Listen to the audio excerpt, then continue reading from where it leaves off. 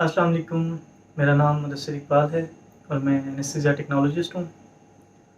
तो आज हम हाज़िर हुए हैं एक नई वीडियो के साथ जिसमें हम लेरिंजोस्कोप को डिस्कस करेंगे कि कौन कौन से उसके पार्ट्स हैं और किस तरह से उसे यूज़ किया जाता है और कौन सी टेक्निक है लेरिंजोस्कोपी की। इससे पहले कि मैं अपनी वीडियो को स्टार्ट करूँ तो जो लोग मेरे चैनल पर नए हैं वो मेरे चैनल को सब्सक्राइब करें और बेल आइकन को भी दबाना ना भूलें ताकि आने वाली तमाम वीडियोज़ आप सबको मिलती रहें।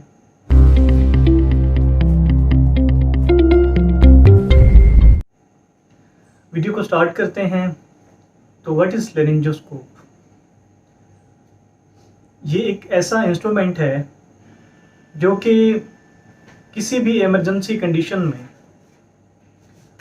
एयरवे असेसमेंट और एयरवे मैनेजमेंट के लिए यूज़ होता है। अब ये एयरवे असेसमेंट और एयरवे मैनेजमेंट क्या होती हैं?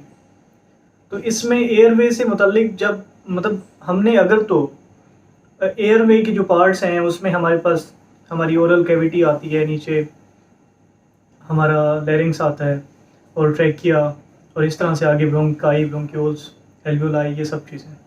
लेकिन अब अपर एयरवे तो हमें विजिबल है, लेकिन इंटरनल जो इसके पार्ट्स हैं जैसे कि ट्रैकिया है, उसको देखने के लिए हमें फिर एक इंस्ट्रूमेंट की मदद चाहिए होती है जिसे हम लेरिंजोस्कोप कहते हैं।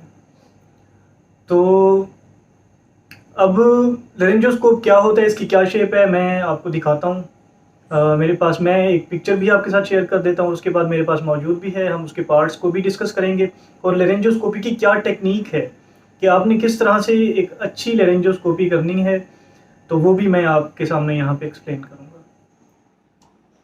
सो ये हमारे पास लेरिंजोस्कोप है जो कि हम लेरिंजोस्कोपी के लिए यूज़ करते हैं।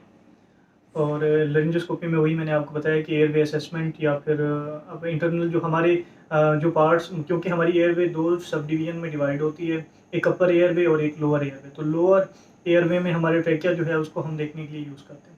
तो मोस्टली जो इसका यूज़ है वो इंट्यूबेशन के लिए यूज़ होती है, जिसे हम एंडोट्रैकियल ट्यूब की एंट्री ट्रैकिया में जो डालते हैं हम उसे, वो एक प्रोसीजर है जो कि हम जनरल एनेस्थीसिया में और कुछ जो जिन पेशेंट में एयरवे कंप्रोमाइज होता है उन पेशेंट्स में हम उनको हम इंट्यूबेट करते हैं ताकि उनकी सैचुरेशन को 100% रखा जाए।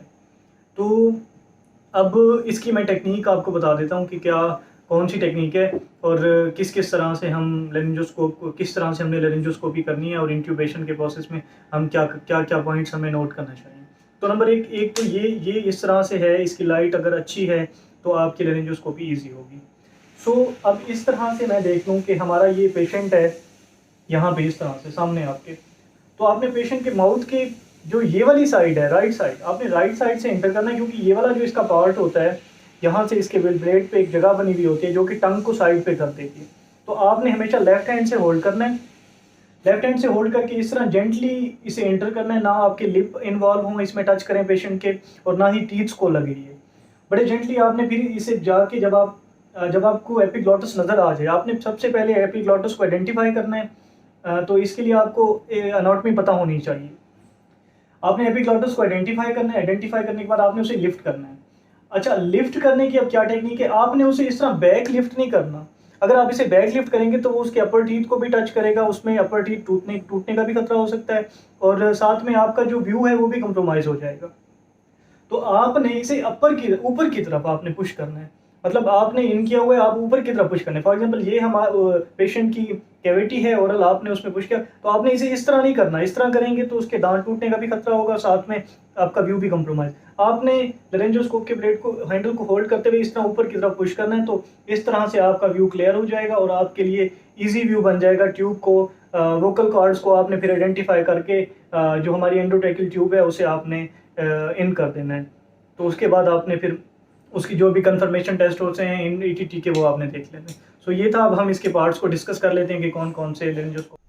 सो ये लेरिंजोस्कोप है हमारे पास, जिसमें हम इसके पार्ट्स हैं, इसके ना बेसिक पार्ट्स जो होते हैं, एक ये हैंडल है और एक हमारे यहाँ पे बैटरी होती है जिसमें हमारे सेल लगे हुए होते हैं। तो यहाँ पे बैटरी लगी है जो कि इसके लाइट सोर्स को लाइट प्रोवाइड करती है। तो उसके बाद ये हमारे पास ब्लेड है। तो एक ये पार्ट हो गया। ये ब्लेड जो है डिफरेंट साइज़ के आते हैं। तो मतलब ये हम पीड से लेके एडल्ट पेशेंट के लिए डिफरेंट साइजेस होते हैं। तो इस तरह से हम इसको अटैच करते हैं और ये हमारे पास लाइट सोर्स है जो कि हमें हमारी एयरवे का व्यू दिखाता है। तो ये इसके बेसिक पार्ट्स हैं और इस तरह से इसको लेरेंजोस्कोपी की टेक्निक भी आपको बता दी और इसके पार्ट्स भी आपके सामने एक्सप्लेन कर दिए और किस तरह से इसको अटैच किया जाता है, ये सब चीज़ें हो गई। और मैं आपके साथ एक सैम्पल छोटी सी वीडियो भी शेयर कर दूंगा पेशेंट की लेरेंजोस्कोपी जिसमें दिखाई जा रही है और इंट्यूबेशन का प्रोसेस है, ताकि उसमें आपको मज़ीद जो पॉइंट्स हैं वो क्लियर हो जाएंगे।